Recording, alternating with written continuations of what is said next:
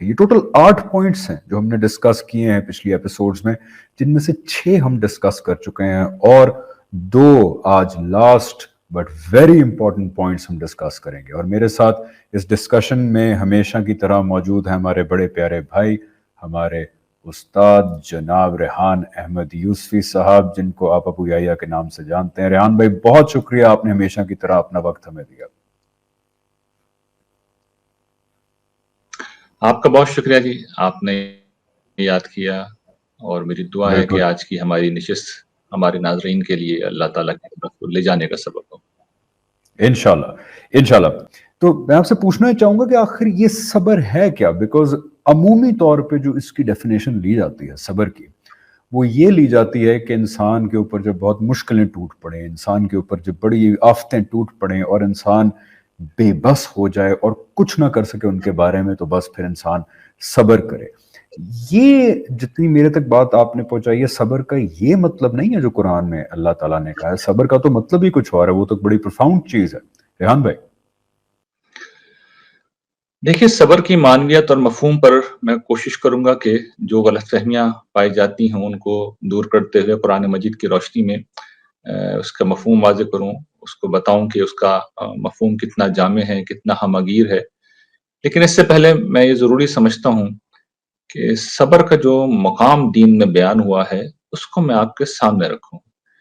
इसलिए कि जितना कुछ मैंने कुरान मजीद को पढ़ा है, कोई अगर एक वस्फ आप मुझसे पूछें जो कुरान मजीद पूरे दीन के कायम मुकाम बयान करता है, तो वो सब्र ही। और कोई एक वस्फ, यानी कोई एक वस्फ अगर आप मुझसे पूछें जिसका बदला जन्नत को करार दिया गया है, तो सबसे बढ़कर सब्र ही है। यानी कुरान मजीद आमतौर पर जब जन्नत का बदला बयान करता है, तो वो ईमान को बयान करता है और अमल सालेह को बयान करता है। ये गोया कि पूरे दीन की ताबीर है। अच्छा, बाज़ मकामात पर कुरान मजीद का ये तरीका है कि तमाम आमाल सालेह में से जो अहम तरीन हैं, या उस खास पस मंज़र में जिनकी बड़ी अहमियत होती है, उनको नुमाया करके कुरान मजीद बयान करता है और कहता है कि इनका बदला जन्नत है। लेकिन कई मुकामात कुरान मजीद में हैं जहां पर अल्लाह ताला ने सिर्फ सब्र का लफ्ज इस्तेमाल किया है और ये बताया है कि जन्नत इसका बदला है। मिसाल के तौर पर एक जगह अल्लाह ताला कहते हैं, इन्नी जज़यतुहुमुल यौमा बिमा सबरू अन्नहुम हुमुल फाइजून, कि मैं आज इनके सब्र का बदला इनको ये दे रहा हूं कि जन्नत की फला इन्हीं को मिलने वाली है। ये एक मुकाम है। एक और जगह अल्लाह ताला कहते हैं, व जज़ाहुम बिमा सबरू जन्नतुम व हरीरा। सूरह दहर है ये, कि अल्लाह ताला ने इन लोगों के सब्र का बदला इनको ये दिया कि रहने के लिए जन्नत और पहनने के लिए रेशम की पोशाक। उलाइका युज़ौनल गुरफत बिमा सबरू। ये सूरह फुरकान में अल्लाह ताला कहते हैं कि ये वो लोग हैं जिनका बदला जन्नत के बाला खाने हैं उनके सब्र के बदले में। सूरह रात में अल्लाह ताला कहते हैं कि जब जन्नत में अहले जन्नत के पास फरिश्ते आएंगे, उनको सलाम कहेंगे, तो वहां पर जो बात बयान करेंगे वो इस तरह होगी कि सलामुन अलैकुम बिमा सबरतुम फनिमा उक़बद्दार, कि तुम पर सलामती हो इस वास्ते कि तुमने सब्र किया, और क्या ही अच्छा बदला है, क्या ही अच्छा ठिकाना है, जो आखिरत का बदला, आखिरत का ठिकाना है। तो ये जो कुरान मजीद के चंद मुकामात हैं, इस बात को वाज़ेह करते हैं कि सब्र इतनी बड़ी चीज है कि इसका बदला अल्लाह ताला ने जन्नत को करार दे दिया है। तो अगर ये अहमियत सब्र की वाज़ेह है, तो अब सवाल ये पैदा होता है, जो बात आपने इरशाद फरमाई थी कि भाई क्या सब्र का मतलब यही है जो हम आम तौर पे समझते हैं? देखिए, हम आम तौर पे सब्र को किस तरह समझते हैं। किसी क्या अगर कोई इंतकाल का मौका है और हम ताज़ियत के लिए जब जा रहे हों, तो हम गले मिलते हैं और उसको हौसला देते हुए कहते हैं कि सब्र करो।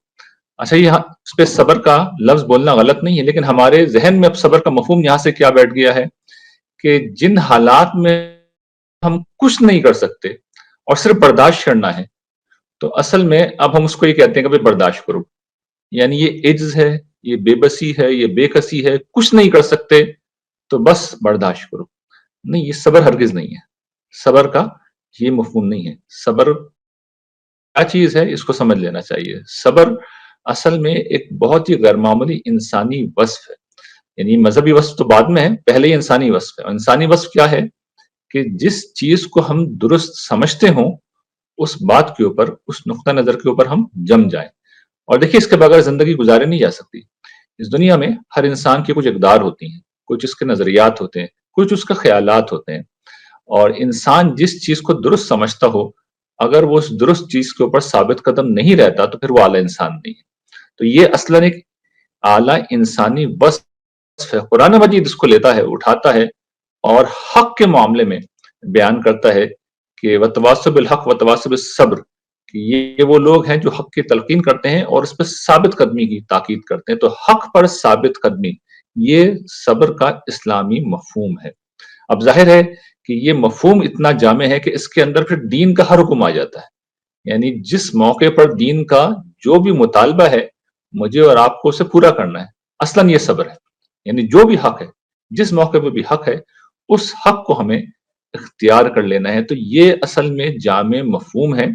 इस सब्र के यकीनन बहुत से मौके हैं, इस सब्र के बहुत से फायदे हैं। आप पूछेंगे तो मैं उनकी तफसील बयान कर दूंगा, लेकिन जो बुनियादी बात मुझे आपकी खिदमत में पेश करनी थी कि जो सब्र है, ये सिर्फ बेबसी और बेकसी का नाम नहीं है, बल्कि हक पर साबित कदम रहने का नाम है।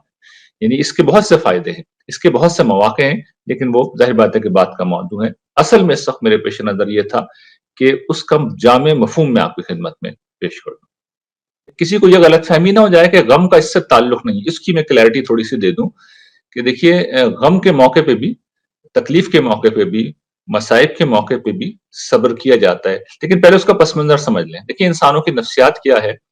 इंसान जिस वक्त तकलीफ में आते हैं, जिस वक्त मुसीबत में आते हैं, जिस वक्त परेशानी में आते हैं, तो वो आमतौर पर दुआ करते हैं, अल्लाह से फरियाद करते हैं। कुछ ना कुछ इंसान जो अमल कर सकता है वो भी करता है। जब कुछ भी नहीं होता तो उसके बाद एक कैफियत तो वह है इज्ज, बेकसी, बेबसी की। अच्छा, दूसरी कैफियत ये होती है कि फिर इंसान खुदा से मायूस हो जाता है। इंसान बाज़ औक़ात ऐसा होता है कि गैर अल्लाह के दर पे चला जाता है, वहां पर जाके दुआएं करने लगता है, मुशरिकाना तवहमात का शिकार हो जाता है। इंसान बहुत से ऐसे अमाल को इख्तियार कर लेता है जो खुदा के नजदीक कुफ्र है। लोग जादू टोने में पड़ जाते हैं, लोग सिफली के अंदर पड़ जाते हैं, लोग इस तरह के मकरू अमाल का शिकार हो जाते हैं, लोग गैर अल्लाह के दर पे जाकर फरियाद करने लगते हैं। तो ये वो सारी चीजें हैं जो कुफ्र और शिर्क की नौयत की हैं, जो हमारे दीन और ईमान को बर्बाद कर देते हैं। तो ये वो सारे मौके हैं जिन पर अब कुरान मजीद ये कहता है हमसे कि देखो, इस दुनिया में जब तुम आए हो तो सहाबा कराम मिसाल के तौर पर कुरान ने केस उनका हमने रखा और ये बताया कि जो जिम्मेदारी तुम्हें दी गई है, वहां पर तुम्हें जान से भी आजमाया जाएगा, खौफ भी तुम पे होगा, मालों का भी नुकसान होगा, सब कुछ होगा। लेकिन मुबश्शिर साबिरीन, अगर तुम सब्र करोगे तो फिर तुम्हारे लिए खुशखबरी है। और फिर सहाबा कराम को जिस वक्त उन्हें दुनिया की इमामत के मनसब पर फायज किया तो बता दिया गया था कि या अय्युहल्लज़ीना आमनुस्तईनु बिस्सब्रि वस्सलाह इन्नल्लाहा मअस साबिरीन, ऐ ईमान वालों, तुम नमाज से और सब्र से मदद चाहना, अल्लाह ताला सब्र करने वालों के साथ है। इसमें मैं आपकी तवज्जो दिलाऊंगा, अल्लाह ताला ने ये नहीं कहा कि वो नमाज पढ़ने वालों के साथ, उन्होंने ये कहा है कि वो सब्र करने वालों के साथ। ये सब्र की अहमियत है गम के मौके के ऊपर, इसकी सिग्निफिकेंस है। अच्छा, इस फिर मैं चाहूंगा कुरान मजीद ने चूंकि इसको बहुत डिटेल से बता दें, तो मैं कुछ और मौके भी आपके सामने रख दूं। मिसाल के तौर पर कुरान कहता है वस्साबिरीन फिल बासाई वद्दर्राई वहीनल बास, यानी मुश्किलात जो होती हैं उनकी तीन बड़ी किस्में इस दुनिया में पाई जाती हैं। या तो आदमी की जान के ऊपर आती है, कोई बीमारी हो गई, कोई दुख है, कोई तकलीफ है, कोई आजार है, तो वहां पर एक बहुत इंसान को मुश्किल परेशानी हो जाती है। दूसरा ये कि इंसान माली तंगी का शिकार होता है। एक बहुत बड़ी तादाद हमें हमारी परेशानियों की वो माली तंगी से पैदा होती है। और तीसरा, जब लॉ एंड ऑर्डर का मसला होता है, जिसकी सबसे बड़ी जो किस्म है वो जंग है। जब जंग मुसल्लत हो जाती है तो जान माल आबरू सबकी बर्बादी होती है। तो कुरान इन सारे मौकों पे कहता है कि तुम साबित कदम रहो। अच्छा, फिर कुरान मजीद हमें ये बताता है कि ये जब कोई शख्स दीन की दावत के मुकाम के ऊपर खड़ा हो तो उस मौके पे सब्र करना भी बड़ा ही हौसले का काम है। वस्बिर अला मा असाबक इन ज़ालिका मिन अज़्मिल उमूर। हज़रत लुक़मान ने अपने बेटे को तलकीन की थी कि जब तुम दीन की दावत लोगों को दोगे, हक की तलकीन करोगे, बुराई से मना करोगे, लोगों को तवज्जो दिलाओगे, तो लोगों का रिएक्शन तो होगा, बहुत से मसाइल पेश आएंगे, तकलीफ दे बातें सुननी पड़ेंगी। तो जो हुजूर को भी अल्लाह ताला ने कहा था कि वस्बिर अला मा यक़ूलून वहजुरहुम हजरन जमीला, तो जो कुछ ये आपके खिलाफ बातें कर रहे हैं उस पर आप सब्र करें और भले तरीके से इनसे दूर हो जाएं। तो इस दावत के काम में भी इंसान को صبر کی ضرورت پڑتی ہے. پھر جس وقت مخالفتوں سے سامنا ہو، دشمنوں سے سامنا ہو، اور ہم یہ چاہ رہے ہیں کہ دشمنوں کے اوپر ہمیں فتح حاصل ہو. دیکھیے اس وقت سورہ انفال میں اللہ تعالیٰ نے یہ نہیں کہا کہ تم مجاہد ہوگے اور تم بہادر ہوگے اور تم نماز پڑھنے والے ہوگے، نہیں، بلکہ جو وصف بیان کیا کہ تم میں سے 10 صبر کرنے والے ہوں گے تو 20 کے اوپر غالب آئیں گے. اور جب رعایت دی گئی اس حکم میں تو یہ کہا گیا کہ 100 صبر کرنے والے 200 کے اوپر غالب آئیں گے. اچھا، ہدایت ہم میں سے ہر شخص کی بڑی ضرورت ہے. ہم چاہتے ہیں کہ ایسے لوگ پیدا ہوں جو صحیح راستے کی طرف ہمیں بلائیں. تو ایسے لوگ بھی کب آتے ہیں؟ قرآن مجید بیان کرتا ہے وَجَعَلْنَا مِنْهُمْ أَئِمَّةً يَهْدُونَ بِأَمْرِنَا لَمَّا صَبَرُوا، کہ وہ ہم نے ان کے درمیان ایسے لیڈر اٹھائے، وَجَعَلْنَا مِنْهُمْ أَئِمَّةً، ایسے لیڈر اٹھائے جو ان کو ہدایت دیتے تھے ہمارے حکم سے، لما صبروا، جب تک انہوں نے صبر کا راستہ اختیار کیا. تو صبر کا بدلہ یہ ہے کہ آپ کو اچھی لیڈرشپ بھی مل جاتی ہے. اچھا، پھر قرآن مجید نے ایک اور بات بھی بیان کی ہے، اور وہ یہ کہ جب ہمیں مخالفتیں ہوں اور لوگ دشمن ہمیں نقصان پہنچانا چاہ رہے ہوں تو اللہ تعالیٰ کہتے ہیں، یہ جو خاص طور پر سازشوں کا ہمارے یہاں بہت ذکر کیا جاتا ہے، تو وہاں پر اللہ تعالیٰ توجہ دلاتے ہیں وَإِن تَصْبِرُوا وَتَتَّقُوا لَا يَضُرُّكُمْ كَيْدُهُمْ، اگر تم صبر تقوی سے کام لوگے تو ان کی چالیں، ان کی سازشیں تمہارا کچھ نہیں بگاڑ سکتے. اسی طریقے سے قرآن مجید اسی صبر و تقوی کو بیان کرتا ہے کہ اگر تم صبر سے کام لوگے اور تقوی اختیار کرو گے تو پھر یہ جو تمہارے دشمن ہیں ان کے خلاف ہم فرشتے بھیج کے تمہاری مدد کریں گے. تو قرآن مجید ان سارے پہلوؤں سے صبر کی اہمیت کو واضح کرتا ہے، صبر کے مواقع کو بیان کرتا ہے. حتیٰ کہ جب ہم نعمت کی حالت میں ہوتے ہیں تو قرآن مجید یہ کہتا ہے، سورہ یونس میں ایک مقام کے اوپر یہ سمجھاتا ہے کہ بھئی لوگوں کا حال یہ ہوتا ہے کہ جب وہ تنگی کوئی آ جاتی ہے تو بالکل مایوس ہو جاتے ہیں، اور جب وہ خوشحال ہوتے ہیں تو فخر کا، غرور کا، تکبر کا شکار ہو کر خدا کی نافرمانی کرنے لگتے ہیں. اس معاملے میں صرف وہی لوگ بچے ہوئے ہیں جو صبر کرنے والے ہیں. تو انسان خوشحالی کے اندر بھی شکر گزاری کا رویہ اختیار کرے، یہ کام بھی اللہ تعالیٰ کہتے ہیں وہی لوگ کرتے ہیں جن کے اندر صبر کرنے کا مادہ ہو. اگر صبر کا وہ مفہوم واضح رہے کہ اصل میں یہ حق پر ثابت قدمی ہے، اپنے نفس کو صحیح جگہ پہ رکھنا ہے، تو چاہے تنگی ہو، چاہے خوشحالی ہو، چاہے جنگ ہو، چاہے غم ہو، چاہے میدان جنگ ہو، چاہے دشمنوں سے سامنا ہو، چاہے دعوت کا میدان ہو، چاہے لوگوں کی برائی کا سامنا ہو، ہر موقع کے اوپر یہ صبر ہے جو ہمیں صحیح جگہ پہ رکھتا ہے. اس لیے کہ صبر کیا ہے کہ جو رویہ جس موقع پہ اختیار کرنا چاہیے ہمیں اختیار کرنا ہوگا. تو اب آپ سمجھ سکتے ہیں کہ قرآن مجید تنہا صبر کو اور اس کے بارے میں یہ کہہ رہا ہے کہ جنت اس کا بدلہ ہے. بالکل ٹھیک ریحان بھائی، آئی تھنک آپ نے صبر کو بہت ہی زبردست طریقے سے جو ہے ہمارے سامنے رکھا ہے کہ اٹس اے ویری پروفاؤنڈ جو ہے concept rather than being a very narrow idea جو یوزلی لوگ اس کو لیتے ہیں. اب میں چاہوں گا کہ ہم ذرا نیکسٹ پوائنٹ کی طرف آئیں جو کہ آپ نے لکھا ہے توکل. توکل از میں کہتا ہوں دا لاسٹ پوائنٹ کا پہلا پوائنٹ جو ہے وہ توکل ہے کہ اللہ تعالیٰ کے اوپر ریلائے کرنا. یہ بار بار قرآن میں آتا ہے کہ مومنین وہ ہیں جو پھر آخرکار اللہ تعالیٰ پہ ریلائے کرتے ہیں. ذرا توکل کو واضح کر دیجیے گا اور یہ بھی بتائیے گا کہ کیا توکل اس چیز کا نام تو نہیں کہ لوگ مس انڈرسٹینڈ کر لیں کہ پھر آپ اسباب تلاش نہ کریں، آپ خود کوشش نہ کریں، بس گھر بیٹھ جائیں اور کہیں کہ جی میں جو ہے اللہ پہ توکل کرتا ہوں. دیکھیے، توکل جو ہے وہ دینی احکام میں اگر میں یہ کہوں کہ ایمان کی نفسیاتی سطح پر سب سے بڑی علامت ہے تو شاید میں مبالغہ نہیں کروں گا. توکل کی ضرورت کب پیش آتی ہے پہلے اس کو سمجھ لیجئے. دیکھیے، صبر تو عام طور پر جس طرح لوگ سمجھتے ہیں، اور وہ ایک چونکہ بڑی اہم اپلیکیشن ہے اس لیے میں اسی کو آپ کے سامنے رکھ رہا ہوں کہ کوئی مشکل آ گئی ہے، کوئی مشکل مرحلہ آ گیا ہے، کوئی پریشانی آ گئی ہے، کوئی ایسی صورتحال ہے جو ہمارے اوپر سخت گراں ہے، کوئی حادثہ ہے جو پیش آ گیا ہے. اب اس میں ہمیں صحیح جگہ پہ کھڑے رہنا یہ صبر ہے. لیکن بارہا ایسا ہوتا ہے اور زندگی میں اکثر ایسا ہوتا ہے، مشکلیں کم آتی ہیں، اندیشے زیادہ ہوتے ہیں. یعنی ہم یہ توقع کر رہے ہوتے ہیں کہ بھی فلاں مشکل آ جائے گی، فلاں پریشانی آ جائے گی. اب یہ جو صورتحال ہوتی ہے، آپ غور کریں کہ ہمارا جو نفسیاتی وجود ہے، ہمارا جو ذہن ہے، اس کا کمال یہ ہوتا ہے کہ چھوٹی مشکل بھی اگر ہو تو اس کو پھر میگنیفائی کر کے وہ 1000 گنا بڑا کر دیتا ہے. یعنی ایک بڑی سے بڑی مشکل آ جائے، لیکن جس وقت مشکل آ جاتی ہے نا تو آدمی کو پتہ چل جاتا ہے بس جو ہونا تھا ہو گیا، اب کچھ بھی نہیں ہو سکتا. تو اب وہ مرحلہ شروع ہو جاتا ہے کہ انسان پھر اپنے آپ کو کسی طرح نئے حالات میں سیٹ کر رہا ہوتا ہے. لیکن ابھی جس چیز نے ہونا ہے وہ سامنے نہیں آئی، یہ لمحہ بڑا مشکل ہوتا ہے. انسان کی نفسیات پہ میں سچ عرض کرتا ہوں کہ یہ بہت گرا ہوتے ہیں یہ لمحات جو ہوتے ہیں کہ کہیں ایسا نہ ہو جائے، کہیں ویسا نہ ہو جائے. تو توکل کی ضرورت یہاں پڑتی ہے. یعنی اس موقع پر انسان کو توکل کرنا چاہیے، خدا پہ بھروسہ کرنا چاہیے. اور یہی وجہ ہے کہ قرآن مجید نے جس موقع پر توکل کی تلقین کی ہے وہاں پر بڑے غیر معمولی اسالیب اختیار کی ہیں. مثال کے طور پر سورہ طلاق میں اللہ تعالیٰ یہ بات کہتے ہیں کہ وَمَن يَتَوَکَّلْ عَلَى اللَّهِ فَهُوَ حَسْبُهُ، کہ جو شخص اللہ کے اوپر بھروسہ کرتا ہے اللہ اس کے لیے کافی ہو جاتا ہے. سورہ مزمل میں حضور کو اللہ تعالیٰ نے بتایا ہے کہ رب المشرقی والمغربی لا الہ الا ہوا فاتخذوہ وکیلا، کہ تمہارا جو پروردگار ہے مشرق کا بھی مالک ہے مغرب کا بھی مالک ہے، اس کے سوا کوئی معبود نہیں، اس کے اوپر بھروسہ کرو. یعنی وہ عام ہستی نہیں ہے، جو کچھ مشرق میں ہے وہ سب اس کی ملک ہے، وہ اس کا مالک ہے، اس کا آقا ہے، اس کا رب ہے. مغرب کا بھی مالک ہے، اس کے سوا کوئی معبود نہیں ہے، وہی حاجت روا ہے، اس کے اوپر بھروسہ کرو.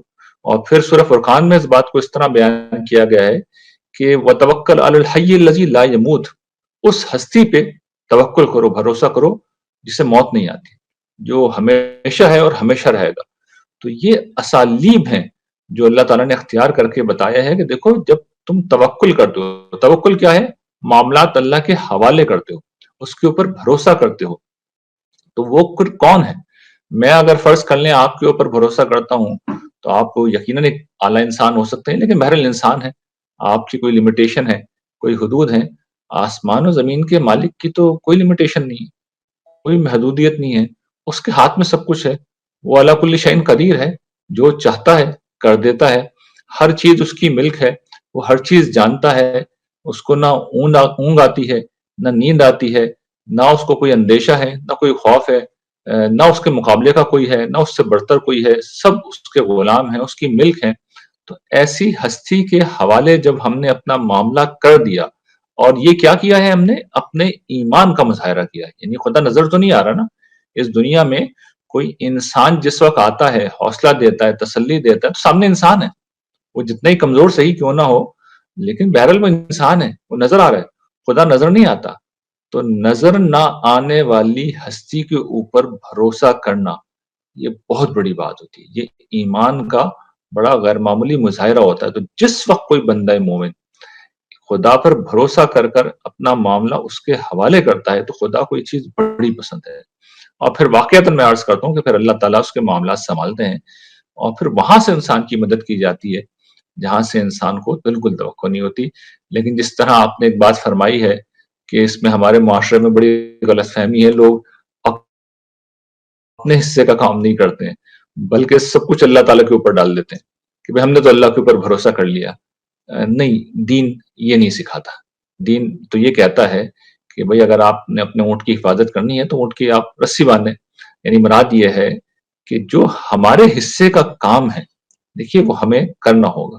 لیکن جو کچھ بھی اس دنیا میں معاملات ہیں ہمیں پہلے توکل سے پہلے اور توکل کے ساتھ اس بارے میں پوری کوشش کرنا چاہیے کہ عالم اسباب میں کیا کیا جا سکتا ہے.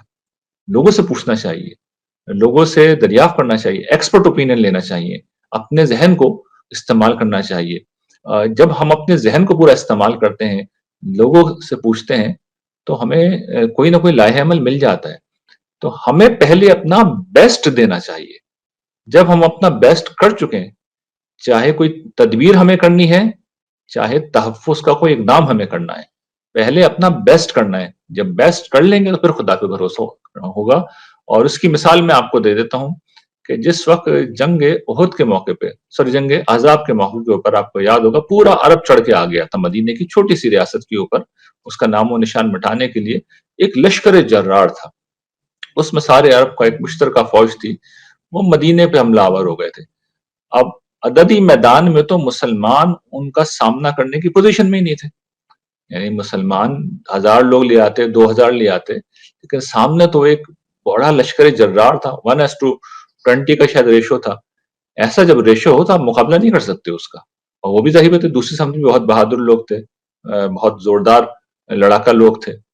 तो हुज़ूर ने फिर उस मौके पे तदबीर सोची, और वो तदबीर क्या थी कि हज़रत सलमान फ़ारसी ने मशवरा दिया कि आप खंदक बना लें। मदीने के वो मुकामात जहाँ से दुश्मन हमला कर सकते हैं, वहाँ पर आप एक खंदक खोद दें। तो मुसलमानों ने मिल के, और हुज़ूर ने भी उसमें पूरी तरह हिस्सा लिया, और वो खंदक खोदी गई। और जिस वक़्त कुफ़ार वहाँ पहुँचे, वो तो शिजदर रह गए। उनके सानो गुमान में भी नहीं था कि अरबों के लिए चूँकि गैर मानूस था ये तरीक़ा जंग, तो उनकी पूरी जो ताकत थी, वो ख़त्म हो गई और वो बेबस हो गए। और फिर उसके बाद अल्लाह की मदद आई। यानी अल्लाह ने उनको वहाँ से दूर किया, और किस तरह दूर किया कि हम जानते हैं कि एक आँधी आई, और कई दिनों के मुहासरे के बाद वो आँधी आई, और उस आँधी में उनके ख़ेमे उलट गए, उनके खाने-पीने का सामान बर्बाद हो गया, और उनके पास वो ताकत ही नहीं रही कि वो मुहासरा जारी रख सकें।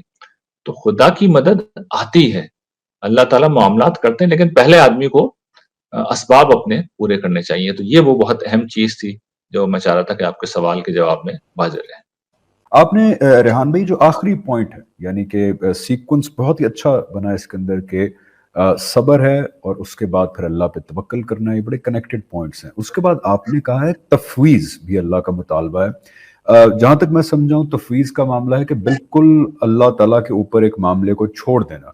लेकिन इसमें और तवक्कुल में, तफवीज़ और तवक्कुल में जो है वो क्या डिफरेंस है प्राइमरीली?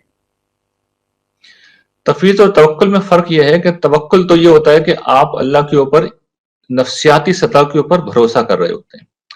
अच्छा, तफवीज़ असल में किसी ऐसी सूरत हाल में आपको मामला किया करते हैं आप, कि जब एक सिचुएशन का आपको सामना करना पड़ जाए, और हालात का तकाज़ा ये हो और हक़ का तकाज़ा ये हो कि जो आपने करना है वो आप कर गुज़रें।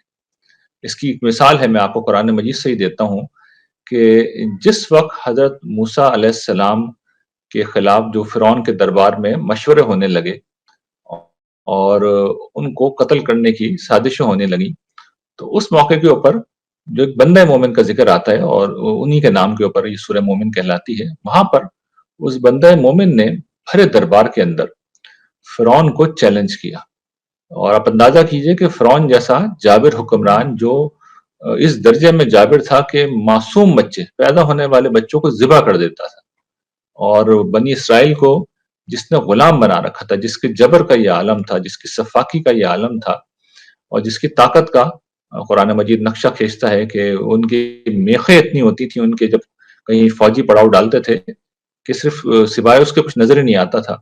तो ऐसा लश्कर जर्रार, ऐसी ताकत उनके पास थी। तो उस फ़िरौन के दरबार में उस बंदे मोमिन ने उनको समझाने की कोशिश की है। शुरू में नरमी से समझाया, और उसके बाद जब वो ज़िद बहस पे अड़े रहे, तो उसने बिल्कुल फिर स्ट्रेट अवे चैलेंज दिया उसने, और भरपूर तरीके से अपना जो मुकदमा पेश करना था वो पेश किया। और जो आखिरी जुमला उसने कहा था, वो फव्विदु अम्री इलल्लाह इन्नल्लाह बसीरुम बिल इबाद, कि ये मैंने जो कहना था वो कह दिया, जो समझाना था समझा दिया। मुझे पता है कि मेरे सामने फ़िरौन है, उसने मुझे छोड़ना नहीं है अब, लेकिन जो मुझे कहना था, जो मेरी ज़िम्मेदारी थी, वो मैंने पूरी कर दी। अब मैं अपना मामला अल्लाह के हवाले करता हूँ, अल्लाह के ऊपर छोड़ता हूँ, वो अपने बंदों को देख रहा है। और फिर कुरान मजीद कहता है कि हमने उस बंदा मोमिन को उनके शर से बचा लिया।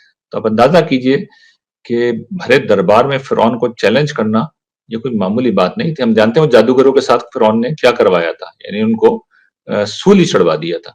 तो ऐसे जाबिर हुक्मरान को आप देखिए कि चैलेंज किया, और फिर आखिरी जुमला उनकी ज़बान से ही निकला था कि मैं अपना मामला अल्लाह के हवाले करता हूँ। तो तफ़वीज़ का मतलब ये होता है कि ज़िंदगी में जहाँ हमें जो कोई कदम उठाना है, हम उठाएँगे। जो हमारी अकल कहती है, जो हमारा दीन कहता है, जो हमारा ईमान कहता है, वो हम करेंगे, और उसके बाद अपना मामला अल्लाह के ऊपर छोड़ देंगे। जिस वक़्त हम अपना मामला अल्लाह के ऊपर छोड़ेंगे, तो उस बंदे मोमिन ने जो बात कही थी, वही हमें ज़हन में रखनी चाहिए कि जिस अल्लाह पे हम सब कुछ छोड़ रहे हैं, वो देख रहा है। और अल्लाह ताला के मुताल्लिक़ मैं आपको बड़ी गैर-मामूली बात बताऊँ कि जो शख़्स इस तरह के भरोसे का और तवक्कुल का और तफ़वीज़ का मुज़ाहिरा करता है, तो ये बात याद रखिएगा, आम तौर पे अल्लाह ताला इस दुनिया में गैर जानिबदार रहते हैं। वो इंटरफेयर नहीं करते, वो सिर्फ़ देख रहे होते हैं। इसलिए एक इम्तिहान है। लेकिन कोई बंदा मोमिन जब इस जगह पे आ जाए, तो फिर वो गैर जानिबदार नहीं रहते। وہ انٹرفیئر کرتے ہیں اور اپنے بندے کو بچا کے لے جاتے ہیں. تو یہ پھر چیز ہے جو انسان کو حاصل ہو جاتی ہے. تو تفویض یہ ہے کہ سمجھیے توکل سے بھی ایک پہلو سے تھوڑا سا ڈفرینٹ ہے اور بعض پہلوؤں سے ایڈوانس چیز ہے کہ آپ نے جو کرنا تھا وہ آپ نے کر گزرے اور اس کے بعد اب اللہ کے اوپر بھروسہ کر کے آپ کھڑے ہو گئے. تو یہاں پر اصل میں آپ کوئی قدم ہے جو اٹھا لیتے ہیں اور چیلنج ہے جو قبول کر لیتے ہیں اور کوئی مشکل ہے جس میں کود جاتے ہیں اور یہ سب کچھ آپ اللہ کے بھروسے پہ کرتے ہیں کہ وہ دیکھ رہا ہے، وہ ساتھ ہے. بالکل ٹھیک ریحان بھائی. اس کا لاسٹ پوائنٹ جو میں سمجھتا ہوں وہ یہ ہے جو کنیکٹڈ ہے اس چیز سے کہ پھر جو تمام امیدیں ہیں وہ بھی پھر اللہ تعالیٰ چاہتے ہیں کہ انہی کے ساتھ وابستہ کی جائیں. تو یہ جو رجا ہے جو قرآن میں آتا ہے یا امید ہے، اس کے بارے میں ذرا روشنی ڈالیے گا کہ ہاؤ امپورٹنٹ از اٹ کہ اپنی ساری امیدوں کا مرکز اللہ تعالیٰ کو بنایا اور یہ امید رکھنا کہ میری اللہ تعالیٰ پھر امید پوری کریں گے. جی ریحان بھائی. تو قرآن نے خاص طور پہ اسے جنت کے معاملے میں استعمال کیا ہے کہ جو آدمی کو اگر اللہ سے مانگنی چاہیے تو اللہ کے شان کے مطابق چیز مانگنے چاہیے نا. دنیا کی چیز تو بہت چھوٹی ہے، ویسے اس میں بھی آدمی یہ کر سکتا ہے، امید کرے اللہ سے، طمع کرے، اس کی طرف رغبت کرے اور مانگ لے تو دنیا میں بھی وہ دے دیں گے. لیکن اصل چیز قرآن یہاں پہ توجہ دلاتا ہے کہ بھئی جس طرح کوئی بچہ جو ہے فرمائش کرتا ہے تو بھی دیکھو فرمائش کرنے کی کوئی چیز ہے نا تو وہ جنت ہے، وہاں کی نعمتیں ہیں، وہاں کی راحتیں ہیں، وہاں کے انعامات ہیں. تو بندہ مومن کا جو تعلق قرآن مجید نے بیان کیا ہے وہ ایک یہ بھی ہے کہ بندہ مومن بہت طمع کے ساتھ خدا کو پکارتا ہے. یعنی طمع کا لفظی مطلب ہوتا ہے لالچ، لیکن یہ بھی ایک جذبہ ہے، انسان کے اندر مانگنے کی ایک خواہش ہے نا، چیزوں کی نفس ہے، انسان کا تقاضا کرتا ہے. تو اپنے باپ سے جس طرح ہم مانگتے ہیں، ماں سے مانگتے ہیں، تو پھر خدا سے اس کو مانگیں، وہ دے گا، جو بھی مانگیں گے وہ دے دے گا. اور وہ جو کہتا ہے نا کہ جو تمہارا دل چاہے گا، وَلَكُمْ فِيهَا مَا تَشْتَهِي أَنفُسُكُمْ وَلَكُمْ فِيهَا مَا تَدَّعُونَ. تو وہاں وہ کرے گا. لیکن اس دنیا میں اللہ تعالیٰ ہمیں جو دیکھنا چاہتے ہیں کہ ہمارے اندر وہ طمع ہو، ہمارے اندر وہ رغبت ہو اور خود وہ دے گا. تو اس تعلق کو اگر آپ باپ اور بیٹے کے تعلق میں رکھ کے دیکھیں گے تو آپ کو پتہ چل جائے گا یہ بہت ہی خوبصورت تعلق ہے اور یہ ہونا چاہیے. یہ ہونا چاہیے. لوگ اس کو نیگیٹو لیتے ہیں کہ نہیں جی یہ بھی کوئی طریقہ ہے کہ آدمی جنت کے پیچھے لگے یا چیزیں مانگے. نہیں، یہ بڑا خوبصورت تعلق ہے اور آپ اگر انسان ہیں تو پھر انسان ایسے ہی ہوتے ہیں اور پھر وہ خدا ہے تو اس کے بس میں سب کچھ ہے، وہ دے گا. تو یہ بھی ہونا چاہیے. قرآن مجید نے کئی مقامات پر اس کو بیان کیا. تو میں نے اس کو اس میں لیا ہے، خدا کے ساتھ زندہ تعلق کے اساسات میں نے پھر اس کو اس لیے لیا ہے کہ اس کی لطافت اتنی زیادہ ہے، اس کی خوبصورتی اتنی زیادہ ہے کہ اس کو اگر نہیں سمجھتا کوئی شخص تو پھر وہ انسان نہیں ہے. انسان دیکھیے یہ مادی وجود نہیں ہے، انسان اصل میں ایک نفسیاتی وجود ہے. ہماری شخصیت ایک نفسیاتی شخصیت ہے، ہم ایک نفسیاتی وجود ہیں. تو یہ جو 8 اساسات ہیں ہماری نفسیات کے ہر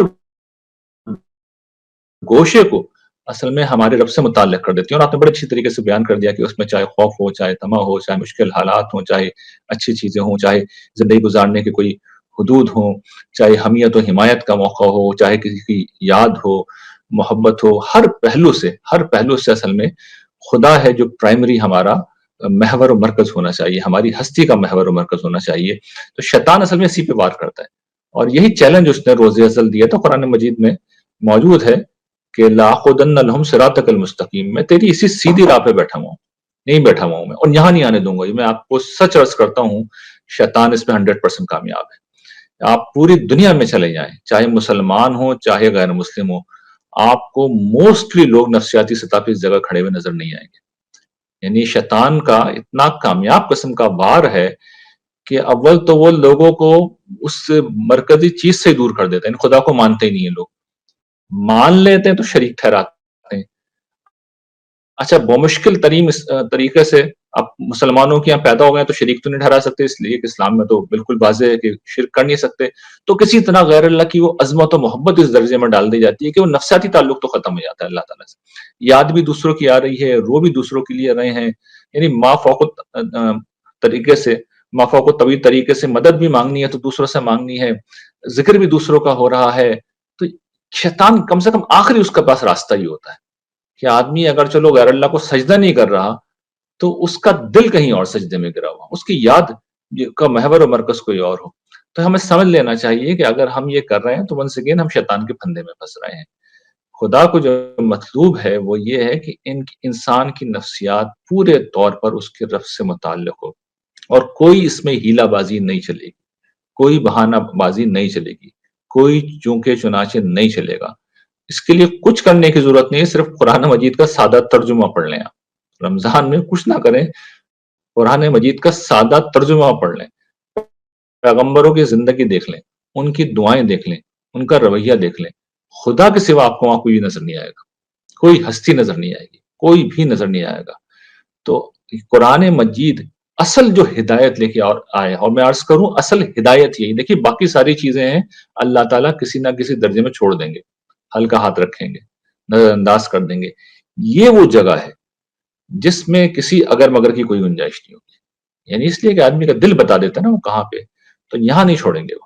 اور یہ جو قرآن مجید نے جو بات کہی نا کہ ان اللہ لا یغفر ان یشرک بہ ویغفر ما دون ذلک لمن یشاء، ایک ہی گناہ ہے جس کے بارے میں اللہ تعالیٰ نے کہا ہے کہ نہیں معاف کریں گے وہ، اس کے سوا جس گناہ کو چاہیں گے، جس کے لیے چاہیں گے معاف کریں گے، یعنی یہ دروازہ انہوں نے اوپن رکھا ہے۔ شرک کے معاملے میں انہوں نے کوئی ہوپ معمولی سے امید بھی نہیں دلائی ہے، یعنی اس میں تو کسی کو کوئی معمولی سا رسک بھی نہیں لینا چاہیے۔ اور خاص طور پہ قرآن مجید کا تو جو سب سے بڑا مشن ہے کہ اس کی ہر پہلو سے نفی کر دے، یعنی اور بڑی جو انبیاء بنی اسرائیل کا جو مشن تھا وہ جو سمجھاتے تھے، یعنی انسان کی غیرت جہاں سے اپیل کرتی ہے کہ تم ایک بدکار عورت کی سے تشبیہ دیتے تھے کہ بیوی کسی کی ہو اور کسی کے پاس چلی گئی ہو، تو ہم جو تعلق ہے ہمارے رب کا ہمارے ساتھ وہ یہ ہے کہ ہم اسی کے بندے ہیں، اور اسی کی کبریائی کے، بڑائی کے، محبت کے احساس میں ہمیں جینا ہے۔ اس معاملے میں کوئی دوسرا شریک نہیں ہو سکتا۔ اور میں آخری بات خود رسول اللہ صلی اللہ علیہ وسلم کی بات پہ اپنی گفتگو ختم کروں گا، کیونکہ اس سے اچھی کوئی بات ہو نہیں سکتی۔ حضور یہ بیان کرتے ہیں اللہ تعالیٰ کے حوالے سے، بڑی لطیف طریقے سے حضور نے واضح کیا ہے کہ میں سب سے اچھا شریک ہوں، یعنی اللہ تعالیٰ حدیث قدسی میں کہتے ہیں میں سب سے اچھا شریک ہوں۔ جس وقت میرے ساتھ تم کسی کو شریک ٹھہراتے ہو تو جو کچھ تم میرے لیے کرتے ہو نا، کیونکہ جو شریک ٹھہراتے ہیں وہ کچھ نہ کچھ اللہ کے لیے بھی کر رہے ہوتے ہیں، تو جو میرے لیے تم کر رہے ہو وہ بھی میں اپنے شریک کو دے دوں گا۔ تو آپ اندازہ کر لیجئے کہ جس نے اللہ کے ساتھ کسی بھی پہلو سے کسی کو شریک ٹھہرایا تو جو کچھ اس نے اللہ کے لیے بھی کیا ہوگا اس کا بھی کوئی ریوارڈ نہیں ہے اسے۔ تو اس سے زیادہ سادے کا سودا کیا ہو سکتا ہے؟ آپ کے اگر کوئی کنکلوڈنگ ورڈز ہوں تو بتائیے گا، اس کے بعد ہم اس پروگرام کو اینڈ کرتے ہیں۔ جی ریحان بھائی۔ کنکلوڈنگ میری ریمارکس یہی ہیں کہ قرآن پڑھیے، یہ سب کچھ قرآن سے لیا گیا ہے، اور قرآن مجید وہ کتاب ہے جو ہمیشہ ٹھیک سمت میں لے کے جاتی ہے۔ جو شخص قرآن پڑھے گا اور اس کی تعلیمات پہ عمل کرے گا، میں نہیں سمجھتا کہ وہ کبھی جہنم میں جائے گا، جنت اس کی لازمی منزل ہے۔ بالکل ریحان بھائی، thank you so much, and انشاءاللہ آپ سے جلد دوبارہ ملاقات ہوگی۔ تمام لوگوں کو ہماری طرف سے السلام علیکم ورحمۃ اللہ وبرکاتہ۔